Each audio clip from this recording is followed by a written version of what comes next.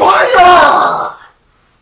He gets the hint that time, comes down in his underwear, grabs a fire extinguisher that's in the garage, comes into my room, puts out the fire. Lose not much damage. I lost a desk. I lost my my favorite coat. I had a black denim jacket. My parents were very glad to see it go. They were not fond of it at all. But yeah. So fire's out. So we go, and we have to be taken to the hospital for smoke inhalation. So that was an entertaining day.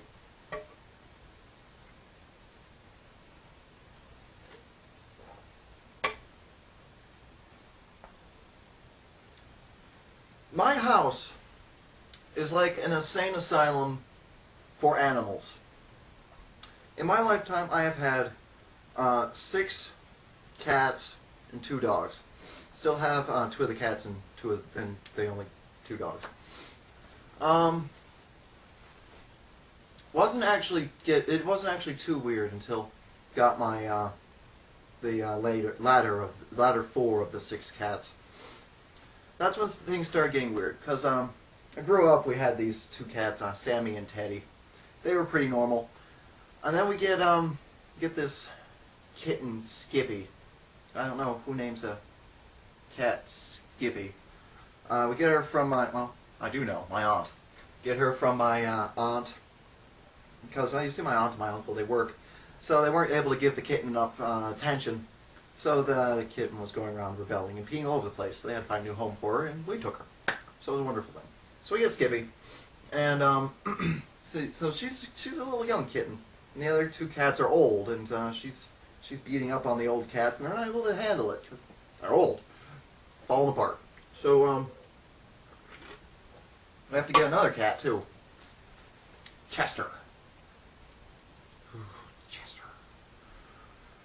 Chester was any mental illness that has ever been found in a cat was found in Chester, along with at least 20 others that had never been documented before. The cat was a walking neurosis. It was weird too. He had like 2 different colored eyes, and he would stare at you. It was quite interesting. He had so many issues. Like, for instance, he would sit on his at the base of his tail with his legs stretched out in front of him, with his privates hanging out, and he'd just stare at you. I do believe he thought he was a porn star. You never know, though. So many issues. So after Chester, Sammy had died at that point, and so had Teddy. So then we got Sneakers, who I still have. He's my buddy. Sammy, Teddy, Skippy, Chester are all dead. Chester and Skippy actually just passed away in the last year. But it was actually interesting, because Skippy had adopted Chester as her own kitten. So it was always, because we knew Skippy was going. She was in bad shape, and we didn't know how Chester was going to take it. We didn't know. It was because there were the 2 options. He was either going to go into depression and probably die of a heartache, or he was going to just go completely off the handle and try to kill us all. With that cat, it could have gone either way. Luckily, we never found out, because Chester actually died first. Skippy lingered. So we get Sneakers, and we get Lucy, the beagle. Well, we get Snowball before we get Lucy. But so we get Sneakers, Snowball, Lucy, Max. That's the order. So we get Sneakers, and he's got some quirks of his own. For instance, he likes to lick things and eat toilet paper. I remember one time we were eating dinner, and Sneakers walks into the room with the roll of toilet paper in his mouth. Not the roll, the end of the roll. He had trailed it all through the house and into the kitchen. That was quite interesting. Also, he likes to lick banisters, screens, my laptop. He does that sometimes. Don't know why. So then there's Snowball. Snowball is also mentally ill. Except all my animals. Things wrong up here. Snowball has real issues. You can actually look in her eyes and see the craziness. As you look at her, there's no change in light, but her eyes will dilate and undilate as she looks at you. And she'll just sit there like a gargoyle and stare at you like this. I do have an explanation for her. See, we got her, she was a stray that we found right after a tornado in New York. It's rare, but it happens. And I do believe the tornado had picked her up and threw her into a tree or a telephone pole or something and caused some head trauma. That's my explanation for her. And, then we get Lucy, the anti-Lassie. I also have, I believe that her mental illnesses are also caused by head trauma. As at my, when we got her from the pet store, my mother was holding her and dropped her on her head when she was a puppy. We didn't really have a choice but to buy her at that point. The store clerk quite accurately diagnosed Lucy as broken goods at that point. So, you know, you break it, you buy it. So we got Lucy, and Sneakers, he used to have the habit of actually beating up the beagle, an animal roughly twice his size. He would jump on her back and bite her neck. It's quite interesting. She would always go and cower by my father. And, you know, she tried to leave me to die, so I'm not really quite in the mood to stand up for her. So then we get Max. Max has his own little things. But he acts as Lucy's enforcer, so, you know, Sneakies can maybe take on an animal twice his size, but when it's, 8 times the size, that's pushing it a little bit. Can't quite pull that off. So he can't really get at Lucy anymore, except for those rare occasions where she gets down to the basement. And then he kind of like, we hear her whimpering and go downstairs and find that he's cornered her.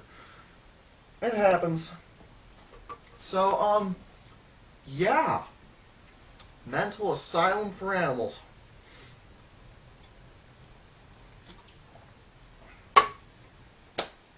So I came up with a theory on how Christmas traditions came about. You know, like the stockings, the Christmas tree, all this. I came to the conclusion that alcohol was involved. Picture, if you will, living room of a random house. Say, chopped off pine trees propped up against the wall in the corner, some socks nailed to the wall. Drunk dad sitting in the chair. Little Timmy, yes, little Timmy from the well, comes in the door from at night. Just got done playing outside. Looks around the house, says, Father, why is there a tree in the corner?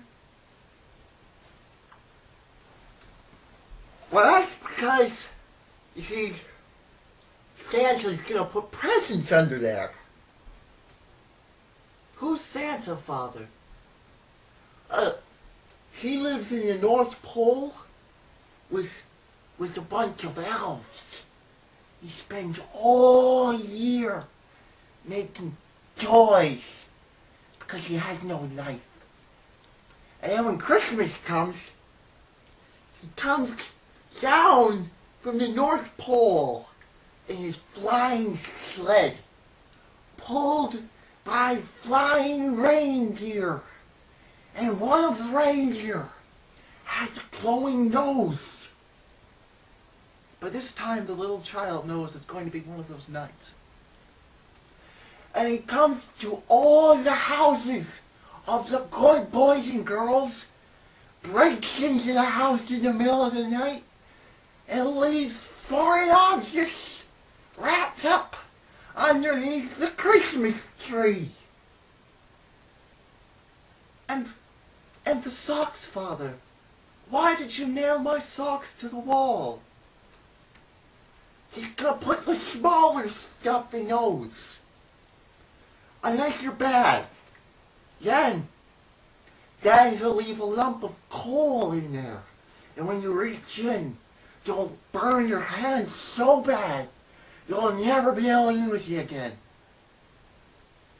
Now go to bed. It's past your bedtime. And don't talk to strangers. That's how I believe the Christmas tradition came about. Just want to wrap this up with one more little story. I get involved with a lot of trolls on YouTube. It's not trolling so much that I'm against. It's people that lie and are malicious. I actually indulge in real life trolling. For instance, had one instance that it didn't turn out well. It was I don't know. I'm probably a bad person for thinking it was funny. But I'm sure the kid's fine. Okay, now for an explanation. I was at York Beach with my cousin one time. We were in a candy store and we see they got the Wonka chocolate bars. They got an actual candy company, Wonka. So we're over there and I do some real life trolling. I just turn to my cousin and say, you know what? Did you know that Willy Wonka makes his candy out of kids? And she just turns to me. She's like, John! I'm like, what? And she's like, she points down, and there's this little kid standing there that I didn't even see. And he's just staring up at me.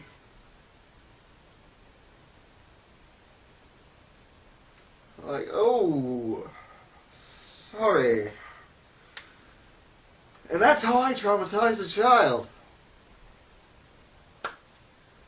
So this was me trying my hand at stand-up comedy. I hope it wasn't completely torturous. My barrel is, scraped, the bottom of it. So, even if you want me to do another one, I probably won't be able to for quite a while. But if you like it, let me know. So, have a good night, all.